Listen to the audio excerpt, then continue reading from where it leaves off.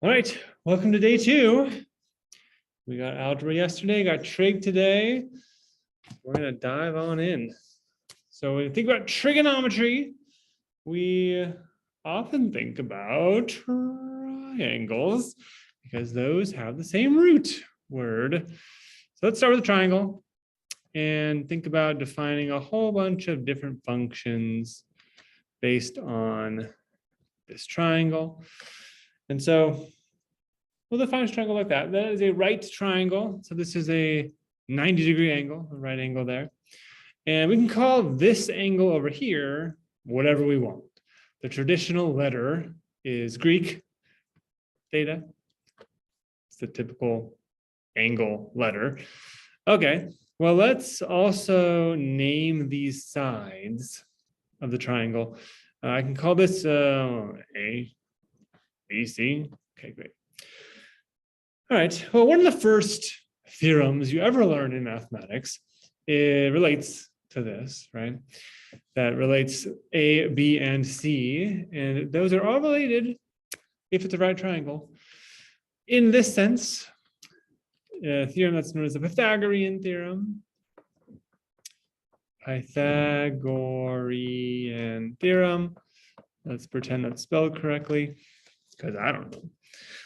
And what that says is that the sum of the legs squared equals the hypotenuse squared, or what's often said is a squared plus b squared equals c squared. And this will make a return in a few minutes because that is going to be important for one of our trig identities. It's very useful. But now let's define whole bunch of the trig functions that we use in calculus. The first of which is the sine function. So the sine of theta, we can define this in terms of the sides of the triangle. And if we think about theta being here on the left side, well, the sine is always going to be opposite over hypotenuse. And based on the way that we've drawn this triangle, that is b over c.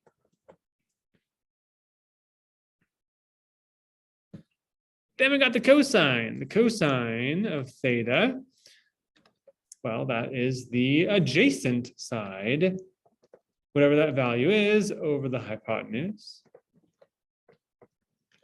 And in our little picture, that would be a divided by c. And then we've got the tangent of theta. And the tangent is defined to be the ratio of sine over cosine. So we can take the sine value for our angle and divide by the cosine value for that angle.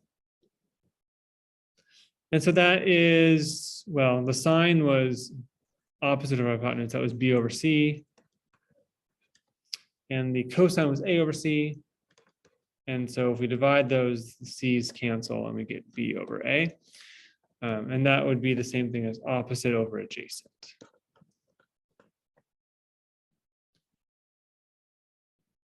Okay, and to remember all that, you might have heard of SOHCAHTOA, right? SOHCAHTOA.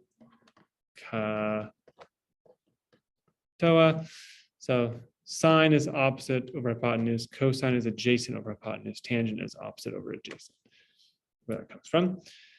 All right, well, we don't stop there in calculus. We like 3 more trig functions, and we use those. The one that's used, I don't know, not as often as the other ones is this one here. Basically, the other 3 are just, we take each of these functions and put it in the denominator and put 1 in the numerator. So the first one, 1 over sine, we call that the cosecant, which is CSC theta. That's 1 over sine of theta. So that would be b over, or that would be c over b in this case, hypotenuse over the opposite. So 1 over sine is cosecant, 1 over cosine is secant. So those cos don't match up because that would be too easy. Well, that's 1 over cosine, and that's C over A. All right, and then the cotangent of theta, that is 1 over the tangent, which we could also write as the cosine of theta over the sine of theta, which in our case would be A over B. It's adjacent over opposite.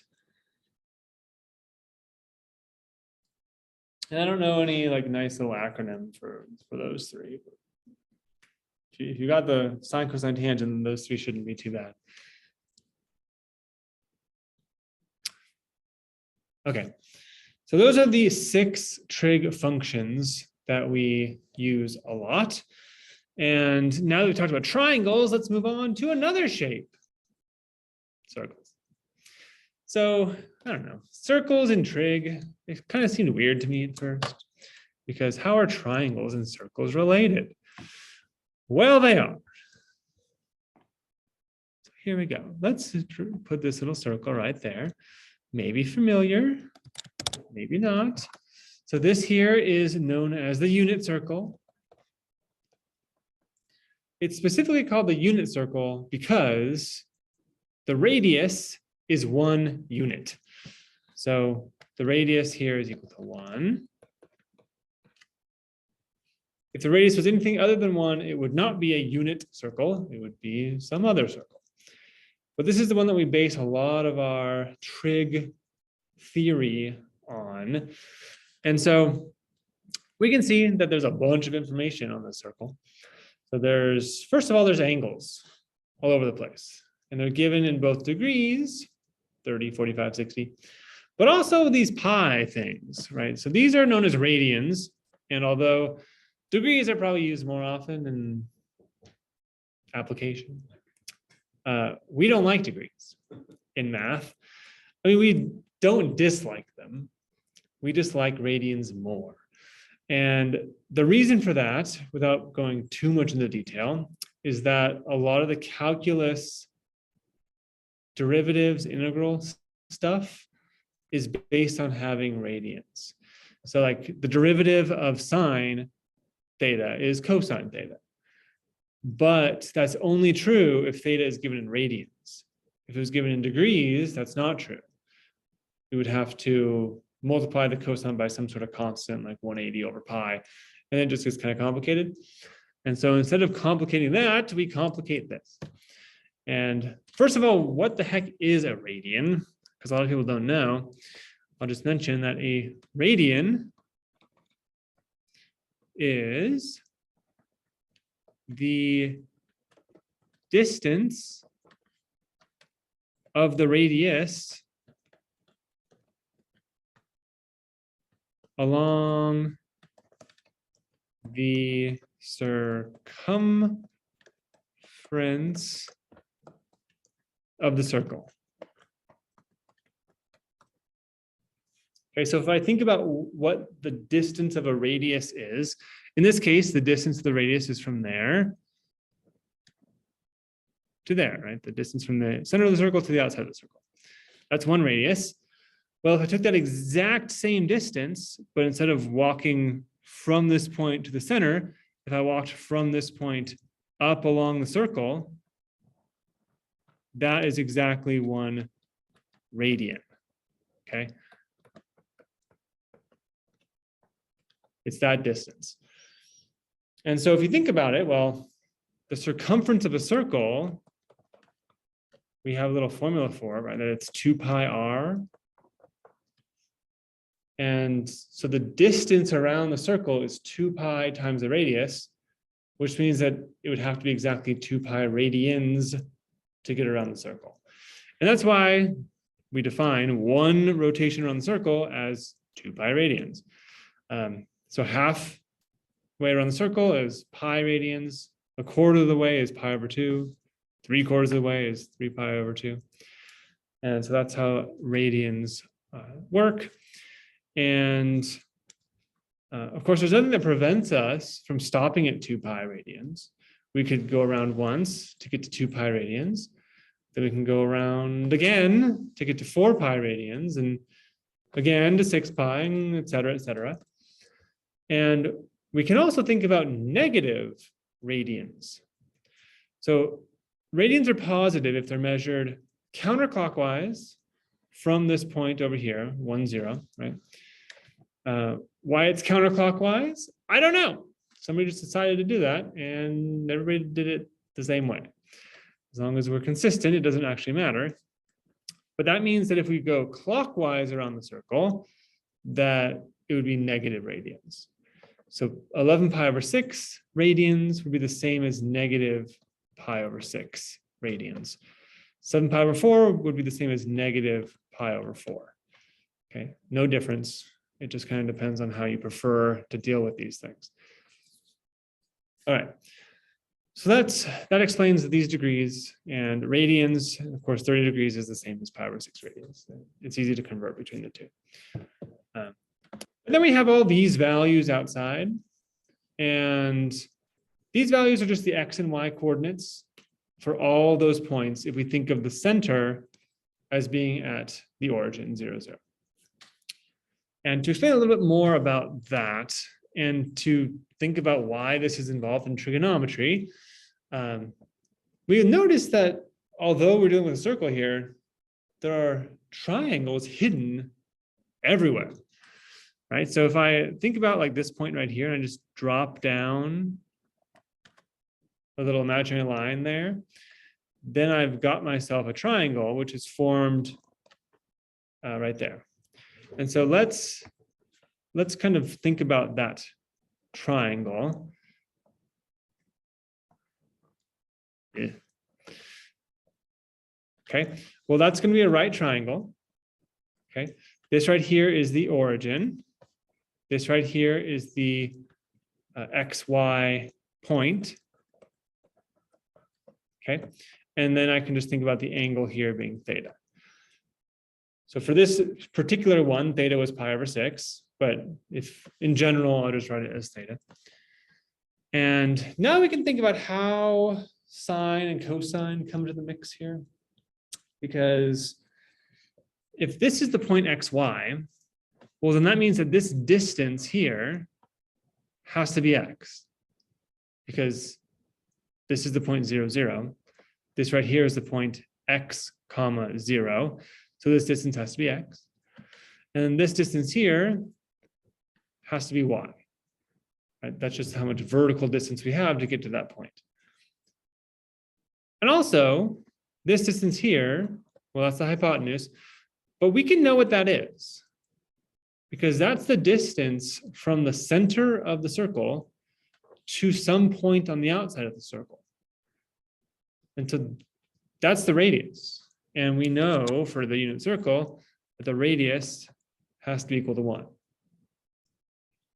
Okay, so using this knowledge and then also using how these functions are defined, we can say that the sine of theta, well, it's opposite over hypotenuse, which would be opposite is y, whatever that y distance is, over 1. So that means that y is equal to the sine of that angle.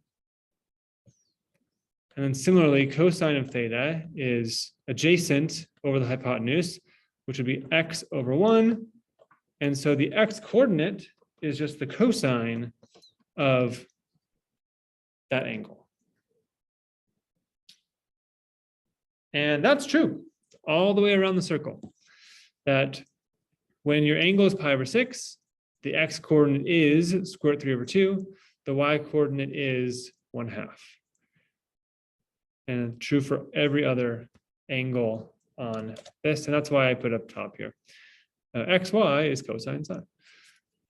And you can think about that alphabetically if you ever forget like the order there. X comes before Y, C comes before S for cosine and sine. Okay, and then just one note about these values, because these are special values that appear on the unit circle. And there's a pattern. So if we start like with the Y values here, you can think about the pattern as being, well, every one of these values is divided by 2. And the numerator is the square root of different numbers starting at 0 and then just counting up. Okay, so square root of 0 over 2, that's the same thing as 0. That gives us 0. This right here would be the square root of 1 over 2. Okay, same thing. And if I count up, well, obviously this is the square root of 2 over 2. This is the square root of 3 over 2, still counting up. And then this 1 here, it could be written as the square root of 4 over 2. But that just simplifies to 1. And so that's all we're doing. We're counting up in the numerator, and the denominator is always 2. And it just kind of simplifies a little bit to some of these values. That's the y. The x then counts down. Starts at 1 and then kind of counts down until it gets to 0. And then it becomes negative, and then it becomes more positive. So that's the pattern if you can't remember how these things work. But this circle right here is going to give us values for many important sine, cosine, tangent, cosecant, secant, cotangent values. So if we think about like, well, what's the sine of 7 pi over 6? Okay, well, sine means the y coordinate, and 7 pi over 6 is this angle right here. And so we're looking at the y coordinate for that point. So that gives us -1/2. Or the cosine of 3 pi over 4. Okay, well, 3 pi over 4 is right up here. Cosine is the x coordinate, so we get negative square root 2 over 2. Right? Or tangent of 5 pi over 3. So tangent is sine over cosine. And so that would be the y coordinate over the x coordinate at that spot. And so that would be negative square root 3 over 2 over 1/2, which is the same thing as negative square root 3. Okay, and just one more. Secant of pi over 6. Okay, well, secant is 1 over the cosine of pi over 6. So it's 1 over the cosine of pi over 6 is the x coordinate, 1 over square root 3 over 2, which is the same thing as 2 over square root 3.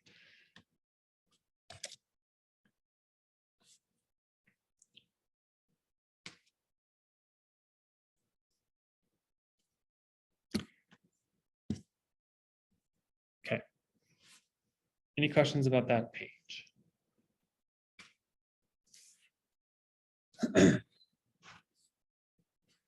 All right. Well, we can also ask questions like, what angle or angles have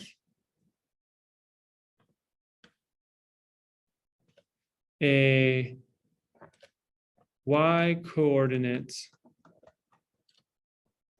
of 1/2?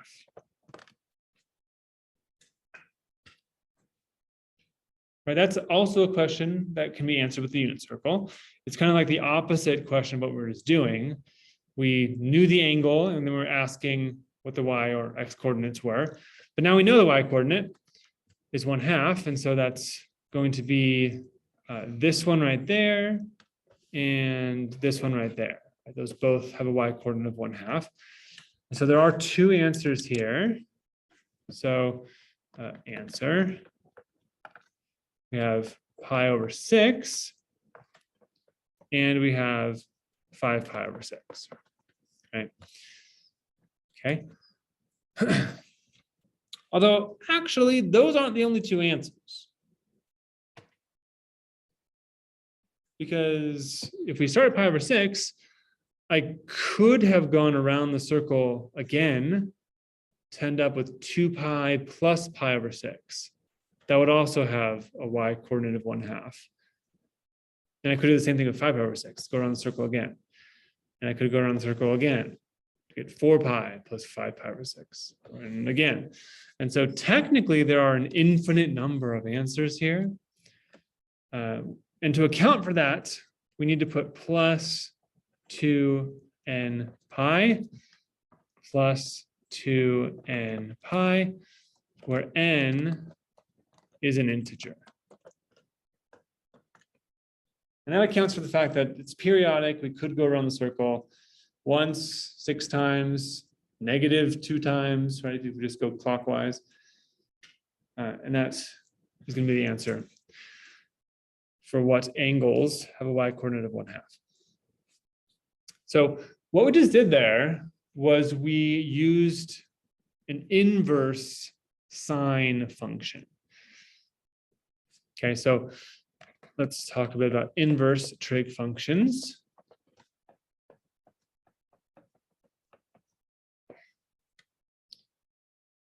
And first of all, let's be very clear about all this stuff. So inverse trig functions are inverse functions, which means that the domain and the range are exactly opposite of regular trig functions. So if we have a function like the sine of theta, well, the input is an angle, and the output is a y coordinate. That's true for the sine function. If it was a cosine, the output would be an x coordinate. Whereas the inverse trig function, that would be, we could write that as sine inverse of something. I typically don't write it like that. I typically put arc sine, it's the same thing. The reason I use arc sine instead of sine inverse is simply because some students get confused and it's kind of not clear whether I mean that this should be 1 over sine using exponent properties, or whether it means the inverse sine function. And so just to avoid that, I use arc sine. But in this case, things are switched. So the input is a y coordinate, and the output is an angle.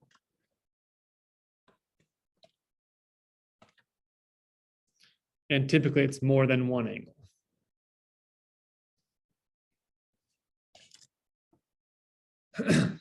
Right?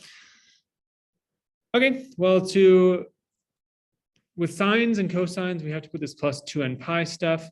With tangent, it's actually a little bit easier. So if we have like, I want to solve for x.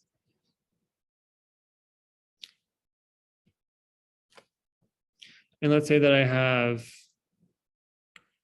2 tangent x equals 2. Okay, well, divide by 2 to get the tangent of x equals 1. And then to undo a tangent, I need to use the inverse function. And so I will arctan both sides.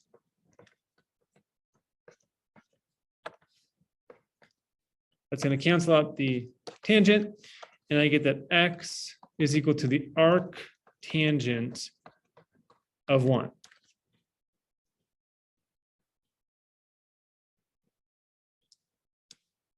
Okay, arctangent of 1 means we want the angle or angles that give us a tangent value of 1. Okay, well, tangent is sine over cosine.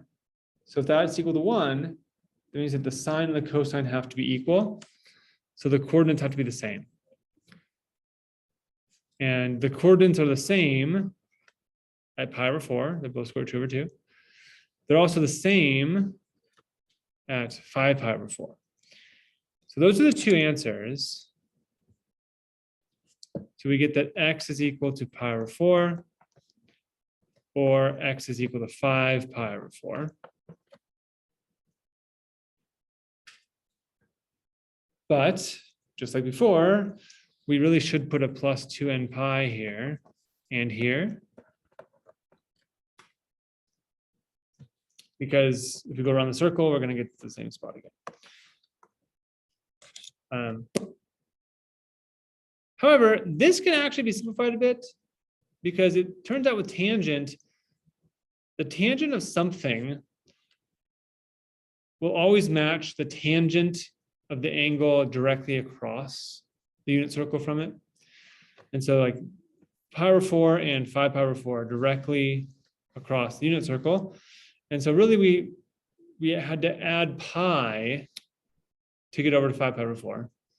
And then we would add pi to get back over here. We would add one more pi to get back over here. And so instead of thinking about like two different answers plus 2n pi, it's the same as writing x is just equal to pi over 4 plus n pi.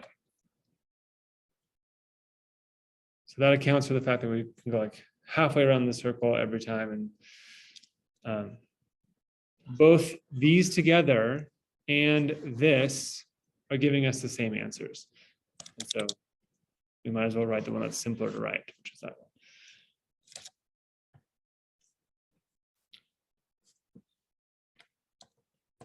Okay, another example, if we have something like the square root of 3 times the sine of 2x minus 7 equals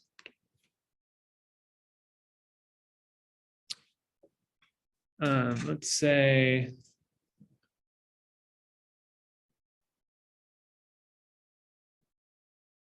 three over 2.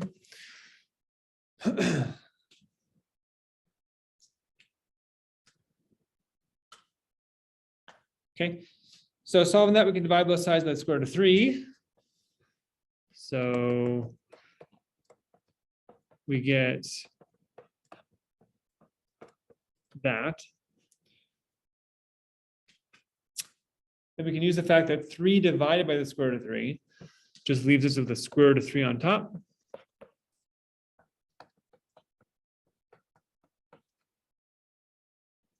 All right, we can arc sine both sides.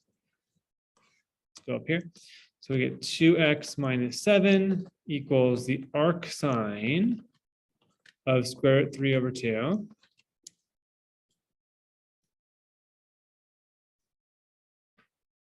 And arc sine of square root 3 over 2, that's going to be on the unit circle by design. So square root 3 over 2, we want the y coordinate. So we get pi over 3. We also get 2 pi over 3 based on that. And that's going to give us two different equations. We have 2x minus 7 is equal to pi over 3. But really, we should also add 2n pi to that. And we get 2x minus 7 is equal to 2 pi over 3 plus 2n pi.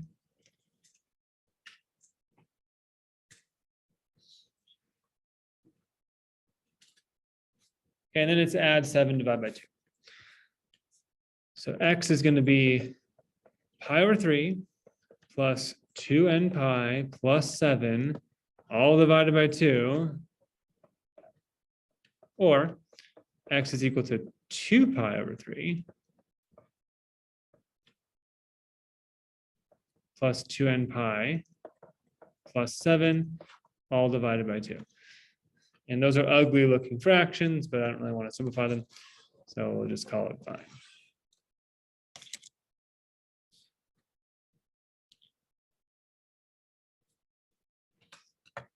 All right, so just to look at that really quickly, I'll just plot that to show you what's happening here. So we have the square root 3 times the sine of 2x minus 7. We're going to set that equal to 3 over 2. And so what we found was every single point where these things intersect. And that's where the 2n pi comes into play. If the 2n pi wasn't included, we would have found those 2 points, but we wouldn't have found any other points. The 2 and pi gives us every possible place where these things intersect. Okay, and this is a good time, I suppose, to think about, well, what do the graphs of these functions look like? Because I drew a bunch of graphs yesterday of linear, quadratic, exponential, logarithmic, polynomial, rational functions.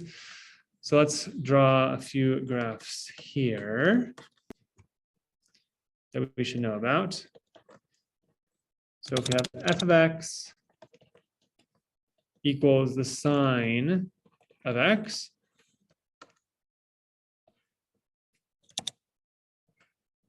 I'm going to make these kind of large. Okay, the important thing is, where does this start? So when x equals 0, remember the input of a sine function is an angle. So we're thinking about the angle on the unit circle being 0. And that is right here at the start. And the sine is the y coordinate. So it starts at 0 and then gradually gets bigger until we get to 1.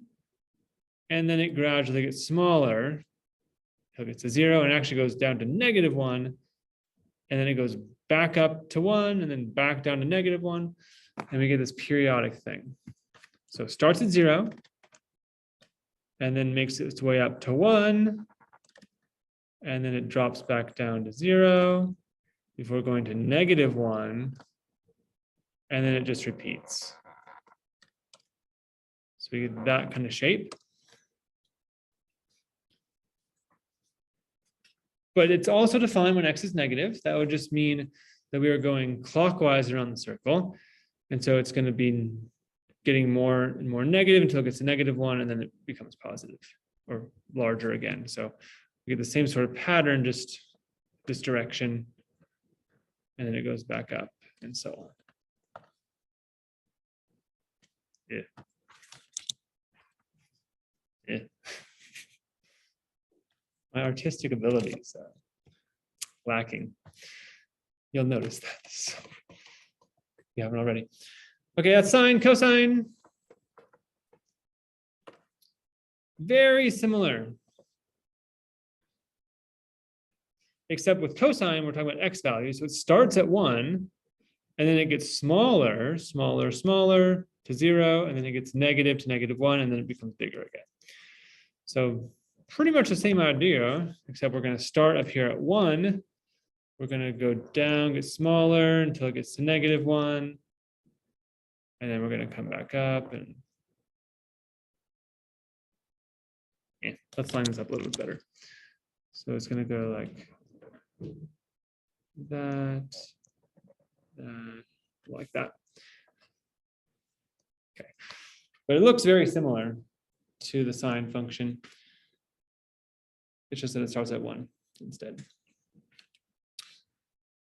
Okay, one more graph. We'll think about the graph of tangent, and I'll just show you some other ones. We don't really have to know how to visualize those in your head. Even the tangent isn't as useful to know as the sine and cosine, but still worth thinking about. So tangent, this is sine over cosine. So, well, cosine starts at 1, sine starts at 0. So this is also going to start at 0. And you'll notice that it's going to be a problem when cosine equals 0, because then it's undefined. So it's going to like shoot up to infinity. But as x increases, sine of x is getting bigger and cosine of x is getting smaller. So the top's getting bigger, the bottom's getting smaller. So the whole thing is going to get bigger. And then as cosine gets to 0, it's going to go off to infinity. And so we get this sort of shape like that.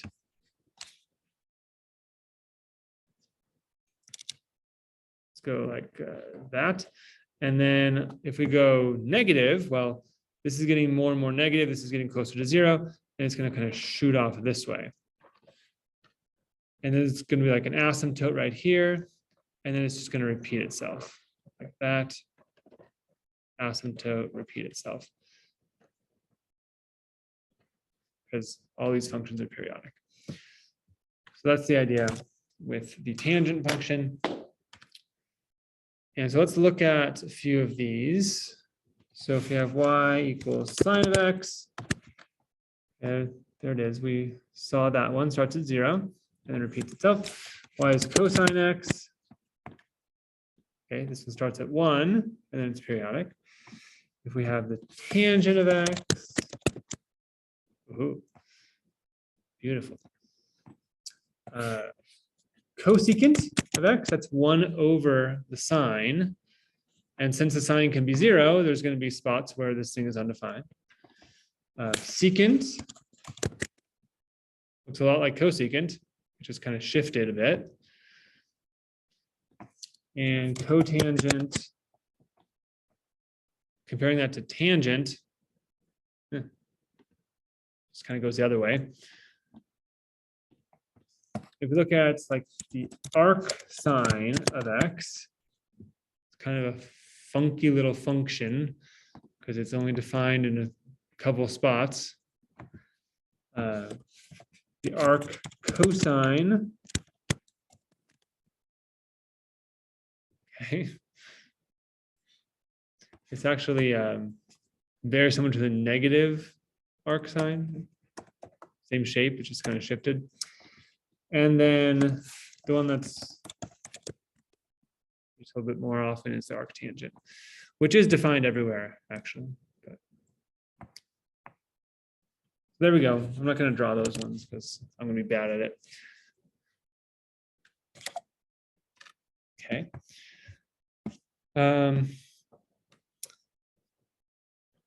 Got that. I guess I'll do one more solving example and then we'll get into some identities and then we'll be done. Another solving example. So in this case, I'm going to start with an arc sine or an arc function. So if I have, let's say,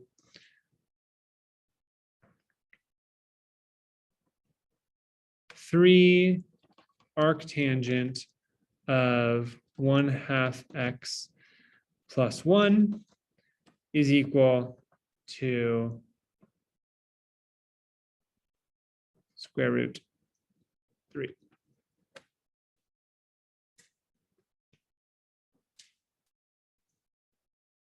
Okay, divide both sides by 3. So we get that the arctangent of 1/2 x plus 1 is equal to 1 over the square root of 3. So to get rid of the arctangent, I'm going to take the tangent of both sides. So we get 1/2 x plus 1 is equal to the tangent of 1 over square root of 3. Okay, subtract 1 and then multiply by 2 gives me that x is equal to tangent of 1 over square root of 3 minus 2. Move the 2 out in front there.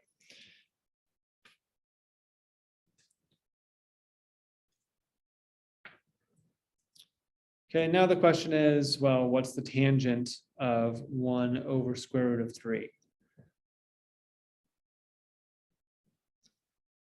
Like, hopefully it's exists and it's on the unit circle. 1 over square root of 3. Well, this is sine over cosine, right? So sine over cosine should be 1 over square root of 3. And it's a positive number, which means that sine and cosine both have to be the same sign, either positive or negative. So 1 over square root of 3.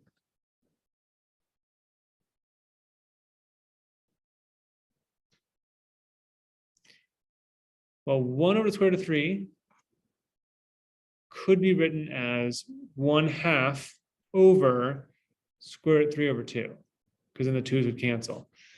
And so that's what this is here. So we get pi over 6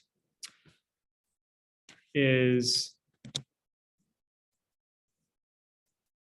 oh, hold on. I was thinking arctangent. Sorry. So the tangent of 1 over square root of 3, that's just a number. So we don't actually have to think about, this is the angle we're not trying to find the angle. And so that's not on the unit circle. And so we have 2 times, well, tangent of 1 over square root of 3 is going to be some kind of weird number that we don't know. So I'll keep it like that. I kind of messed that one up. So there's our answer. But something that's good to know is that with tangent of something, we're not going to have that plus 2n pi thing. That's only going to be true if we need to do the arctangent, because there's more than one angle that has a certain coordinate. Okay, well, that's fine. And so for the last thing today, let's talk about trig identities. There's really just 4 that I want you to be familiar with.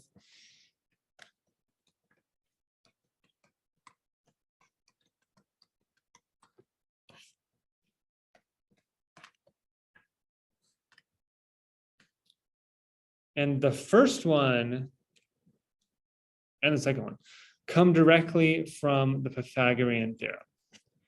So if we go back up to this triangle that we drew up here, where we know that x is one side, y is another side, and the hypotenuse is 1. Well, by the Pythagorean theorem, that tells us that we could say y squared plus x squared has to equal 1 squared. But we know that y is the sine of theta. So that's the same as sine squared theta plus cosine squared theta equals 1 squared, which is just 1. So that is a really useful identity. It doesn't matter what your angle is, this is always going to be true. And so that's our first identity that I'll write down here. Trig identity, that would be sine squared, I'll use x, plus cosine squared x is equal to 1. And then we can rearrange that as we need to. So that means that sine squared x is the same as 1 minus cosine squared x. Okay. And for the second identity, let's start with this and divide everything by cosine squared.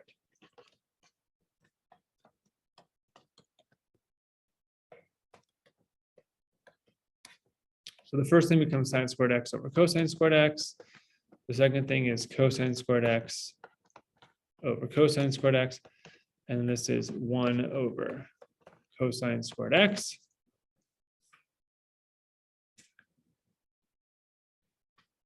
Okay, well, by properties of exponents, if I have something raised to a power divided by something else raised to the same power, that's the same thing as saying sine x over cosine x squared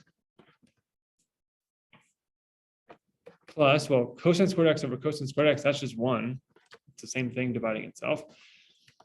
And then this would be the same as 1 over cosine x squared.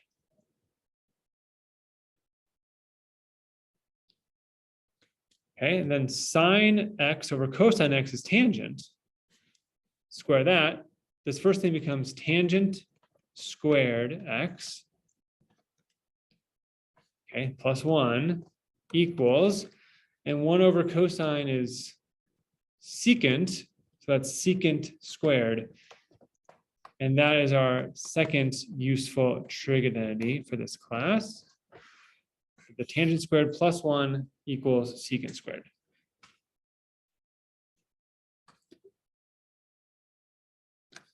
Technically, that's only useful if the cosine at that angle is not 0. Because we have cosines in the denominator here. Okay, and then the 2 other ones, which I'm not really going to derive, I'll just list them, is sine squared x is equal to 1/2 times 1 minus cosine of 2x. And then cosine squared x is equal to 1/2 times 1 plus cosine 2x.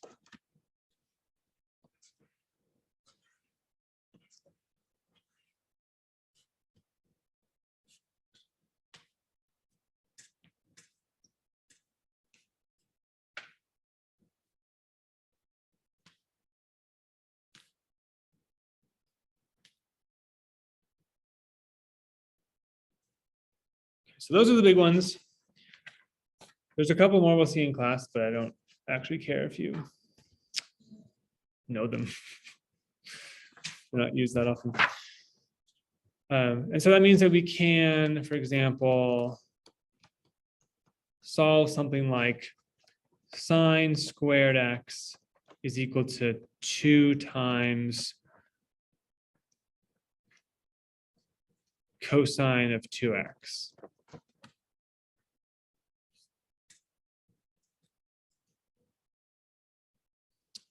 That is something that would be difficult to do without an identity. But if we have a sine squared x on the left, so it'd be nice if we had sines on the right. And so I can use this identity right here and solve for cosine 2x. So if I multiply both sides by 2, I get that 2 sine squared x is equal to 1 minus cosine of 2x.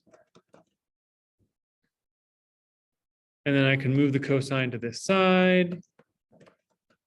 I can move the sine to this side, 1 minus 2 sine squared x. And now I can replace that. So that means that sine squared x equals 2 times 1 minus 2 sine squared x.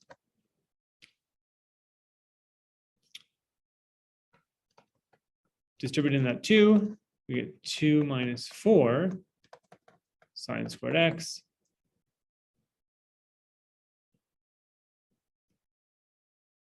I'll add the 4 sine squared x to both sides, and we get 5 sine squared x is equal to 2. Which means that sine squared x is equal to 2/5. I can square root both sides. But when I do square root both sides, I need to make sure that I put a plus or minus, because the sine function can be negative. And then I do the arc sine, right? So really this separates into 2 equations. I have the sine of x equals negative square root 2/5, or I have the sine of x is equal to square root 2/5. Which means that x is equal to the arc sine of negative square root 2/5, or x is equal to the arc sine of square root 2/5. And if I want to be really on top of it here, we're going to add those as well. And that again is not like a known thing. You could plug that into the calculator and it will give you like an approximation. But it is worth noting that if you use your inverse sine function in the calculator, which is equivalent to the a sine function in this program that I'm using, if I plug this in, it only gives me one value, where really there should be 2 values. There's 2 spots in the unit circle that are going to have a y coordinate of square root 2/5. And this doesn't give me the other one.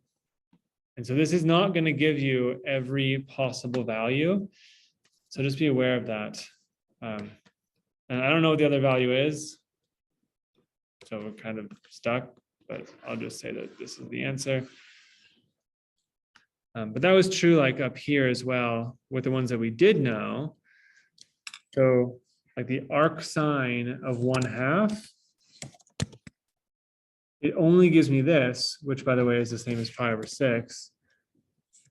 It doesn't know about 5/6, even though the sine of 5/6 gives me 1/2, which is what I want, and so does the sine of 5/6.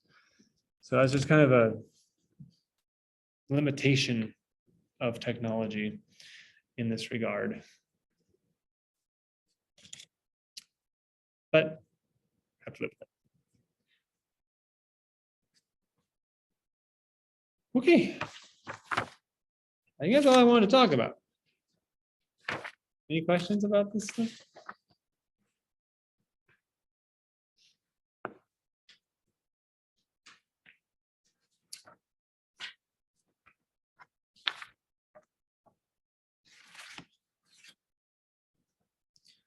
Okay, and this is, a lot of this stuff is listed in pages 6 through 9 of that worksheet that I gave you. That's on Canvas as well, if you want to check that out. And there's also some extra practice problems there.